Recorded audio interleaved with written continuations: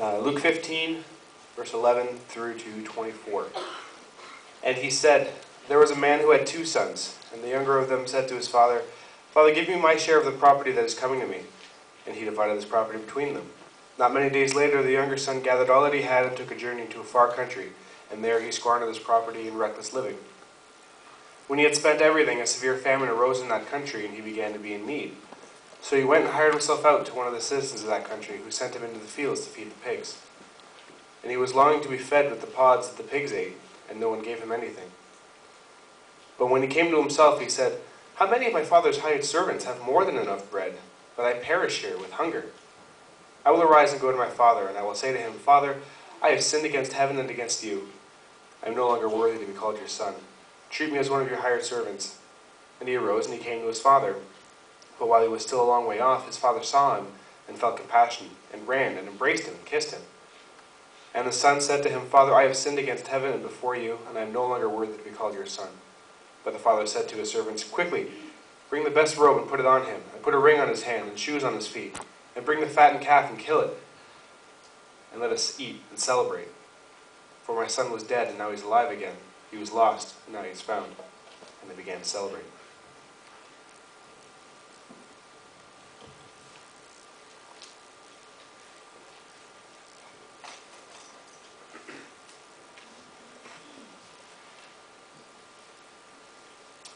So we've looked at the story of the younger brother, and we've seen it in the context of the story of the older brother.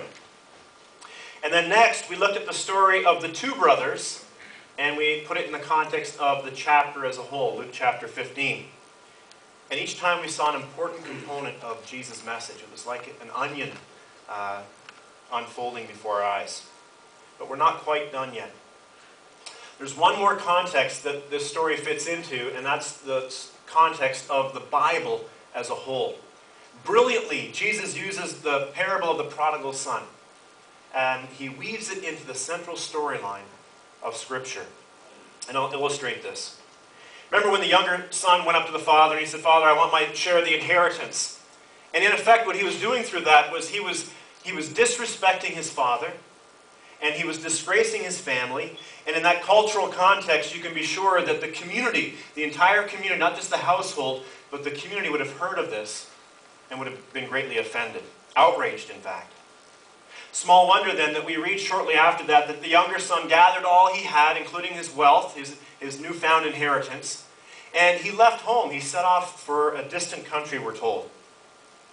In effect, by leaving home in this way, by taking his money and running, so to speak, the son's sin turned him into an exile from home.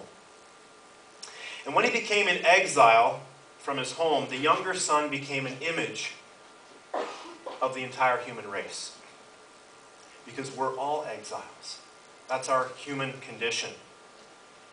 And you might say, well, how are we exiles, right? We live in, as Melissa said, one of the freest countries on the planet where peace is celebrated and prosperity abounds. How are we exiles? And the answer is this, that you and I were made for life in the presence of our Creator God. We were made for life in the Garden of Eden. And that's where our true home is. But through the sin of our first parents and through the sins that we ourselves commit ourselves on a regular basis, we have lost our home. We've lost our home. And we remember the garden. We remember what life was like there. We remember life in that special place where we could walk in communion with our God and where we could experience the love and the compassion and the creative potential and the absence of suffering and death. We remember, but we don't. We remember, but we don't. And such is the situation for us exiles. So the gospel is bad news before it is good news. The gospel is bad news before it is good news. But as we discovered a couple of weeks ago, unlike the younger brother in the parable, we have an older brother who comes after us. We have an older brother who leaves home to search for us. Jesus Christ is our true older brother who went into exile for us. And he alludes to this himself when he says that foxes have holes and birds of the air have nests, but the Son of Man has no place to lay his head. Jesus Christ went into the wilderness for us. And Jesus Christ offered himself as a sacrifice outside the city limits for us. Why? So he could bring us home. So he could bring us back to the Father. A homecoming. Now, what do you do in your family when you have a homecoming? What do you do when you get together for a special occasion? You feast, don't you? That's what we do in my family. And so when the father has the younger son back safe and sound, that's what the first thing he does, is he throws a feast. We read about the music, and we can picture the dancing. And we can almost, if we use our imaginations, taste the exquisite food, the choice calf that is barbecued for the family feast. And so why is a feast so important? Because really the feast is the center point, or the centerpiece of this parable. The feast is the centerpiece of the story that we've been looking at together for the past several weeks. Why is it so important? Well, in Old Testament times, a feast would ratify a contract. It would kind of solidify things. A feast was something that you would celebrate at the end of a military victory, and feasts were held at all significant family occasions, births, marriages, and funerals. In fact, a feast was established to mark the greatest event in the salvation history of God's people up until that time, called the Passover feast. The Passover feast. And so in ancient times, feasts were significant history-marking moments. And generally, a feast at that time would last up until bedtime. It would last all night long. I mean, what else was there to do? Once the workday was done, the sun went down. They didn't have Wii or 360. So they feasted. They sat down together. And it was the evening meal that became the center of family life in that culture. And even today, if we have a family reunion or a homecoming, we have a feast, don't we? We eat together. And it's when you enjoy those meals that you most feel at home. It doesn't matter what's going wrong in our lives, at the table with our loved ones, all is right. Until it's time to clean up and do dishes, at least. Did you know that Jesus' first recorded miracle involved or related to a feast? Jesus is at a wedding with his disciples, and they run out of wine.